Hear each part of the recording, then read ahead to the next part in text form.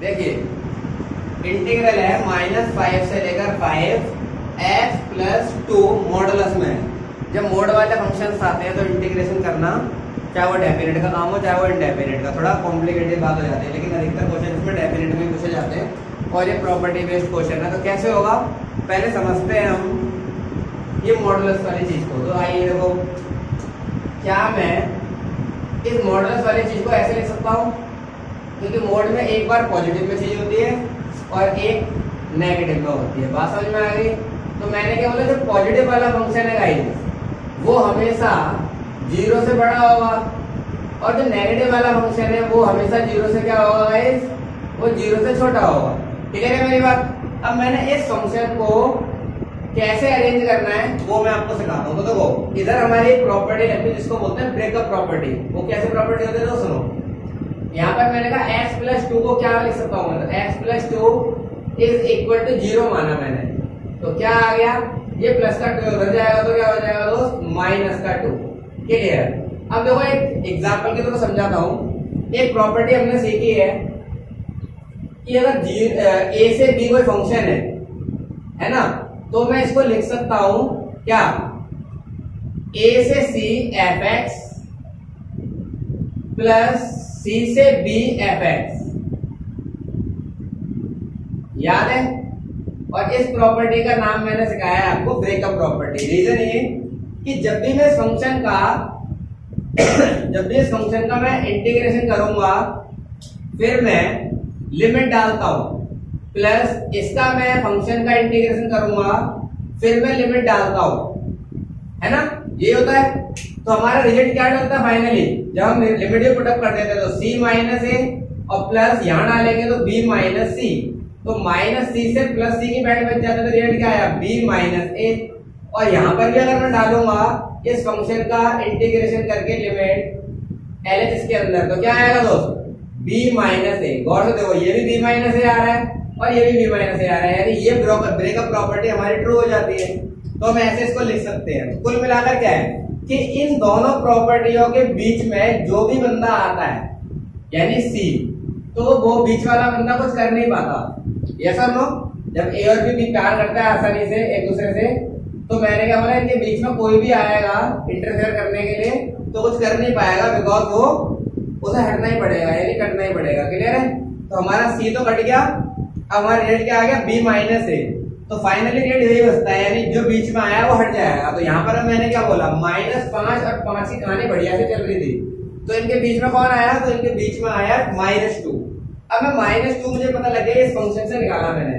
तो अब देखिए नाउ मैं ब्रेकअप प्रॉपर्टी पे लगाने वाला हूँ, इसका आंसर हो या मैं लिख रहा हूँ इसको इस तरीके से, एक ही बात है। तो क्या बन जाएगा, -5 से -2, फंक्शन क्या आएगा ये मैं बताऊंगा, फिर प्लस -2 से 5 फंक्शन क्या होगा मैं बताऊंगा, क्योंकि ये हमारे पास दो फंक्शन है गाइस। अब दो फंक्शन में से कौन सा वाला फंक्शन वैलिड है यहाँ पे डालने के लिए वो मैं आपको सिखाऊंगा।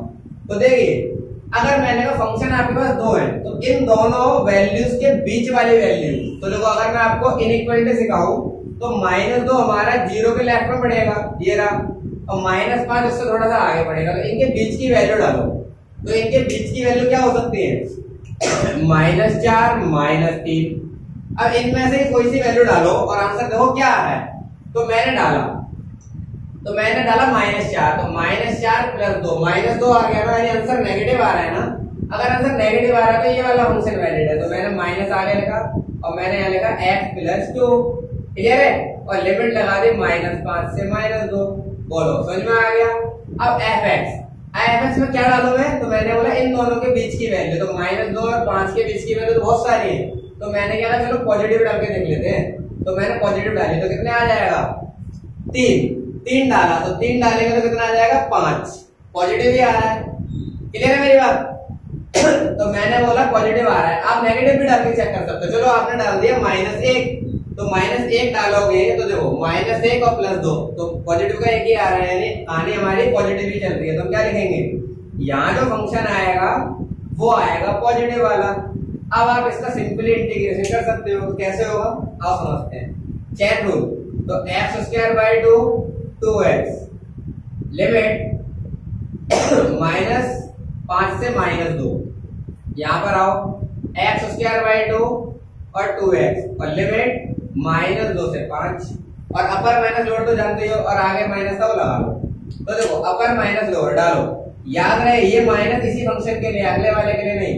तो डालोगे तो कितना आएगा 4/2, इसमें भी डालो -4, इसमें डालोगे तो आएगा 25/2 क्योंकि माइनस का स्क्वायर पॉजिटिव हो जाएगा -10। क्लियर है भाई। और एक बात, जब मैंने वैल्यू डाली तो आगे क्या आता है अपर माइनस लोअर। क्लियर है।